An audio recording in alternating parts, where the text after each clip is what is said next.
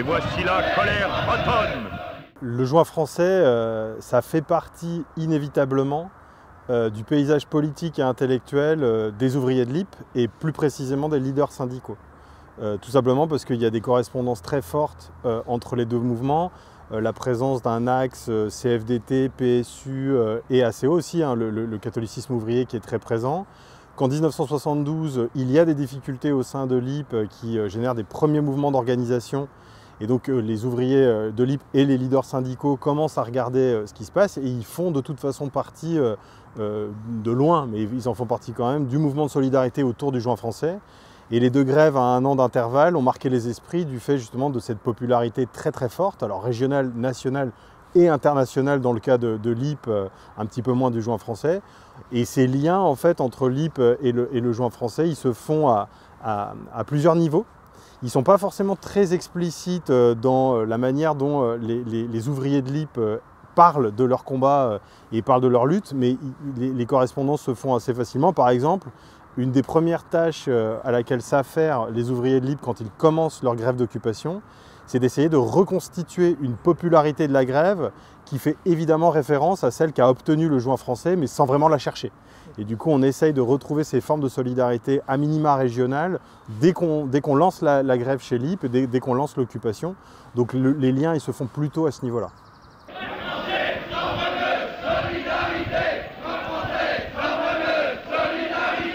Les liens CFDT-PSU, ils ont été faits un peu dans l'analyse des grèves et dans l'élaboration, enfin les tentatives d'élaboration de stratégies de multiplication des conflits qui d'ailleurs créer des problèmes, créer des tensions, hein, notamment au niveau confédéral de la CFDT, c'est-à-dire est-ce qu'il faut soutenir les grèves d'occupation? Même si le joint français n'a pas été une grève d'occupation, il n'empêche que l'occupation et surtout sa fin brutale a beaucoup marqué les esprits et a forcément fait bouger les lignes hein, autour du recours à l'occupation. Ce que moi j'ai pu constater surtout, c'est qu'il y avait la mobilisation du tissu, on va dire syndical, politique, militant, régional, qui s'est organisé autour du joint français et qui a quand même expliqué beaucoup dans la victoire du joint français. L'IP a toujours essayé de retrouver ça du côté de la Franche-Comté et s'est mis un peu au bout d'un moment, et notamment à partir de 1976, au moment du deuxième conflit LIP, parce qu'il y en a eu deux, hein, 73 et 76. À partir de 76, l'IP s'est mis à chercher par tous les moyens à fédérer autour d'elle une espèce de coalition d'entreprises, une coalition politique régionale, sans y parvenir. Et en fait, ce qui est intéressant, c'est que quand on regarde le conflit LIP à partir de 76, on se rend compte que l'IP n'est pas la seule entreprise occupée qui cherche ça. Et donc c'est pour ça que j'essaye de parler dans mon travail là, sur le lien entre joint français et l'IP, du fantôme du joint français.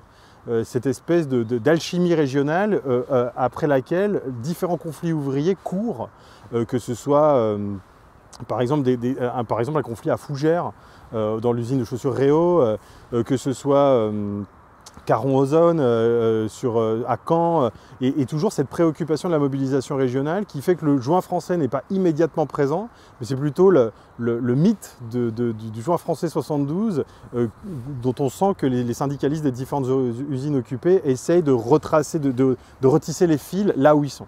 Et c'est cette impossible mobilisation régionale qui fatigue beaucoup les mobilisations, et ça c'est très parlant dans les archives.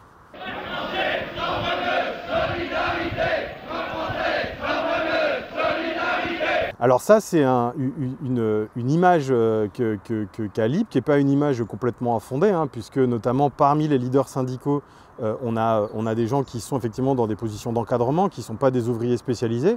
Il ne faut pas oublier qu'une écrasante majorité des employés chez l'IP sont des OS, que 60% de ces OS sont des femmes. Donc finalement, on retrouve une population mobilisée qui est proche en fait, du joint français. Et je trouve que ce qui est très intéressant, c'est de regarder l'IP à la lumière du joint français.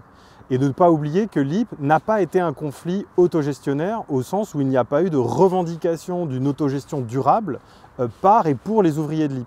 Et en ça, LIP est un conflit qui est, en termes de revendications, beaucoup plus proche du joint français qu'on ne veut bien le dire. Et par exemple, les 3 revendications centrales chez LIP et qui ont conduit notamment la grève d'occupation de 1973, c'est le refus des licenciements, le refus des démantèlements et le maintien des acquis. Le maintien des acquis sociaux obtenus dans le rapport salarial depuis 1968. Et finalement, ces 2 conflits qui ne sortent pas du cadre du rapport salarial. Et donc l'image, on va dire, d'une aristocratie ouvrière endoctrinée, notamment via le PSU et qui flirte avec l'autogestion, est aussi une image d'Épinal sur LIP. Et quand on regarde concrètement, notamment par le biais des archives, les moteurs de la mobilisation, on est sur des conflits qui ne sont pas si incomparables que ça, ou en tout cas qui ne sont pas si éloignés qu'ils en ont l'air.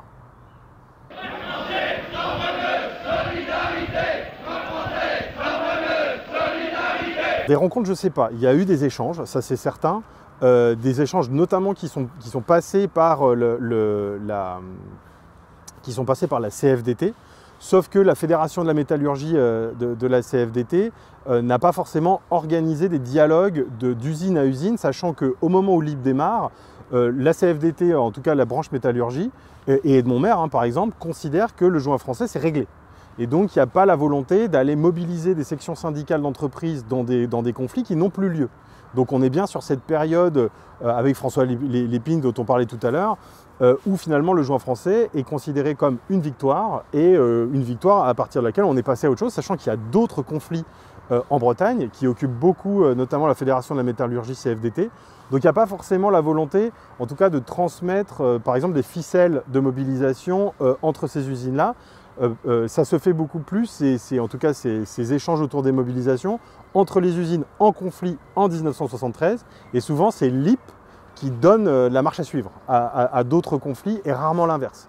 Sauf qu'à part, il y a un grand modèle pour LIP qui est la Rodière Seta, qui est une usine byzantine et qui est paradoxalement une lutte CGT, mais même entre cette lutte CGT byzantine et la lutte CFDT de LIP, le truc c'est qu'ils habitent tous dans le même quartier, qu'ils se connaissent, qu'ils fréquentent les mêmes lieux et que du coup qui conçoivent des grèves de la même manière et ils ont recours aux mêmes méthodes d'action. Mais ça passe moins quand même par les réseaux CFDT nationaux.